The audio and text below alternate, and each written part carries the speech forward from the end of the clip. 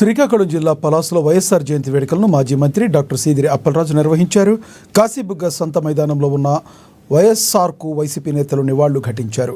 దేశవ్యాప్తంగా వైద్య రంగ చరిత్రను మార్చిన ఏకైక వ్యక్తి వైఎస్ఆర్ అన్నారు సీదిరి అప్పలరాజు.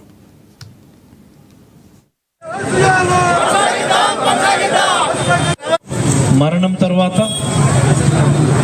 ఏటా క్రమం తప్పకుండా ఆయన ఆశయాలు, ఆయన తీసుకొచ్చినటువంటి ప్రాజెక్టులు, ఈ రాష్ట్ర అభివృద్ధి కోసం ఆయన తీసుకొచ్చినటువంటి సంస్కరణలు, వాటన్నిటినీ గుర్తు చేసుకోవటానికి మరి జూలై 8 లేట్ డాక్టర్ వైఎస్ఆర్ గారి జయంతిని రాష్ట్ర వ్యాప్తంగా గ్రామాల్లో కూడా సెలబ్రేట్ చేసుకోవటం జరుగుతుంది.